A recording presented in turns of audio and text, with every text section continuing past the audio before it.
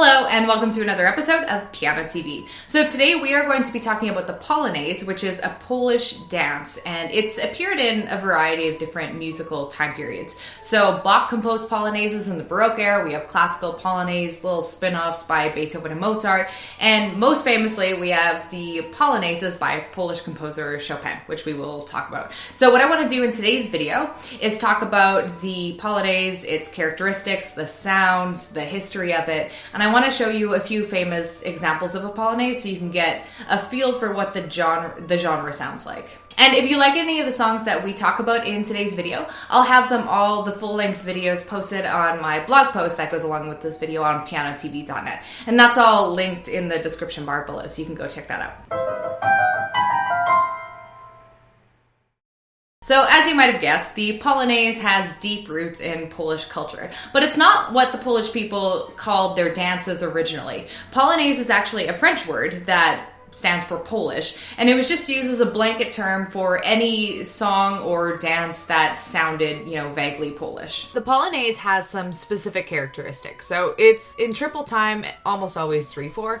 It is a slow to moderate dance depending on the composer, and the rhythm gives sort of a stately march-like impression. Like many other dances, the Polonaise started off as a folk dance or a peasant dance in the 15th and 16th centuries. But as is also apt to happen, the nobility eventually kind of usurped it and pulled it into their popular repertoire. So it moved from a folk dance to sort of a rich people dance. The Polonaise was a couples dance, and it was slow and it was stately and it was based around small stepping movement. So it wasn't like a wild dance by any standard. In the early days of the Polonaise, it was common for a singer to accompany the instruments for the dance. But as it kind of evolved and grew, it became instrumental only. And what this did for the melodies is they grew in complexity, because it's just easier to have wider ranges of melodies when someone's not singing, and they became more decorative and ornamental. In the 17th century, Polish folk dances spread around Europe, and the French grouped them all under the umbrella term Polonaise.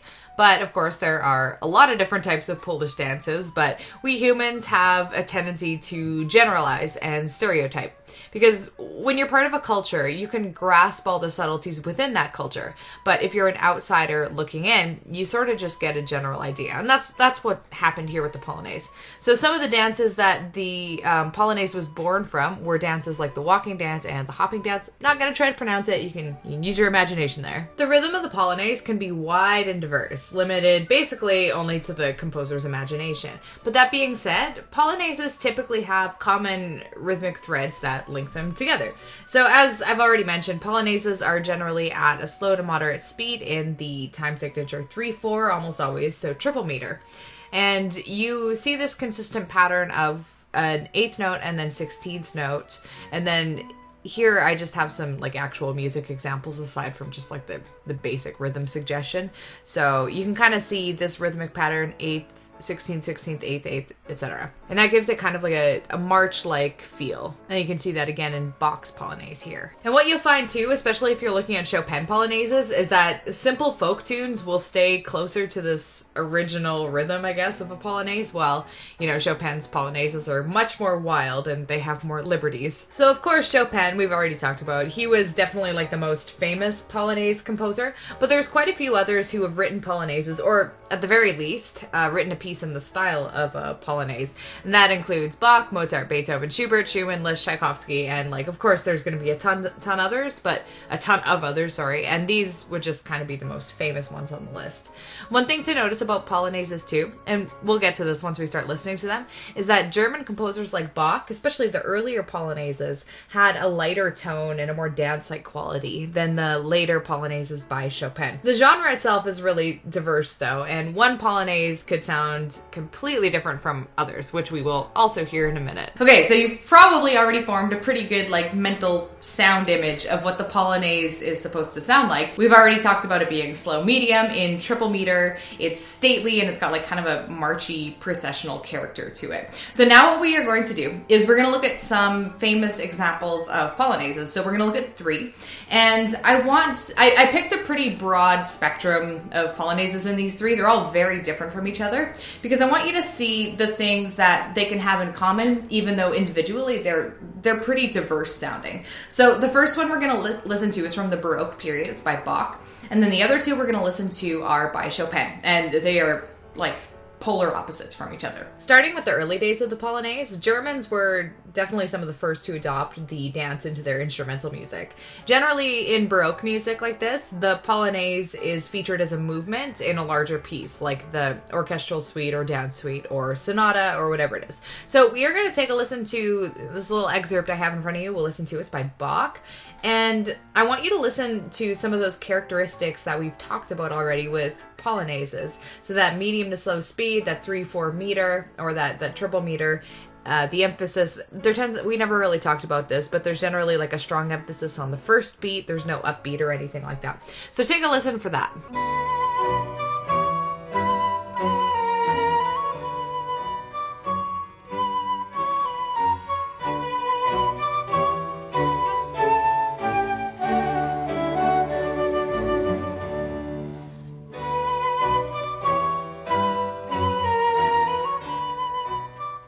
So once the famous German composers like Bach and Telemann started adopting the Polonaise into their music, their popularity made the Polonaise spread more across Europe, and it just grew as a genre. But the thing about that is these were German composers writing Polish music. So it was from the perspective of a foreigner, or like from the outside looking in. And what happened in the Romantic period is some native Polish composers began adopting the Polonaise into their music as well. And it's kind of surprising, but Polish composers didn't really compose Polonaises because it was like a foreign take on a Polish genre, if that makes any sense. So obviously the most famous Romantic composer of Polonaises was Frederic Chopin. I want to take a look at what is probably the best known Chopin Polonaise, which is his Opus 40 number 1, the Military Polonaise. And then to contrast that, I want to show you that Polonaise's twin, the Opus 40 number 2. Now, Rubinstein had commented that the first Polonaise, the one in the key of A major, is a symbol of Polish glory, while the second one, in the key of C minor, is the symbol of Polish tragedy. And both of them were composed in 1838, when there was a lot of political strife in Poland. Since Chopin was Polish by birth, and since he always felt strongly attached to his homeland, even though he was never able to return as an adult, he composed Polonaises as a way to connect to his heritage.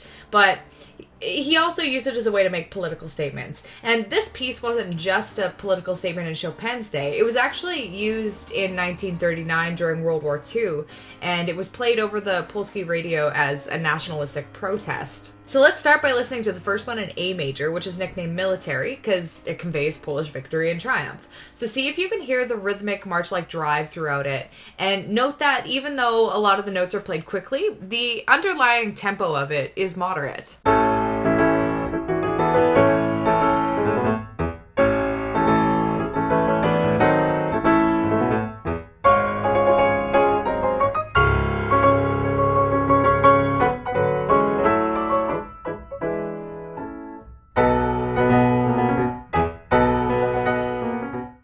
Now that tune's less famous doppelganger is worth listening to because partially, A, it's a great tune, and B, it goes to show that Polonaises are, and were, a very broad genre. They didn't necessarily have to sound the same in tone. But even though this Polonaise that we're about to listen to is completely somber in nature, it still shares a common bond with others of its genre. So it's got that march-like rhythm, it's got that emphasis on beat 1, that proud, stately character, and so on. In this particular Polonaise, the left hand is taking the melody in octaves, which gives us a really heavy, weighty feeling.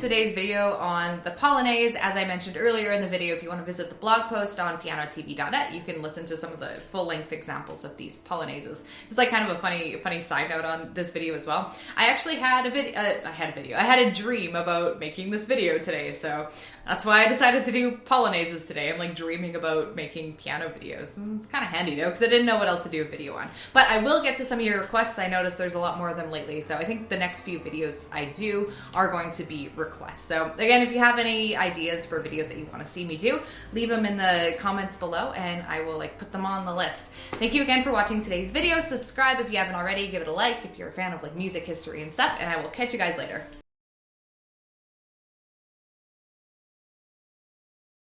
And that concludes. Breathing is tough.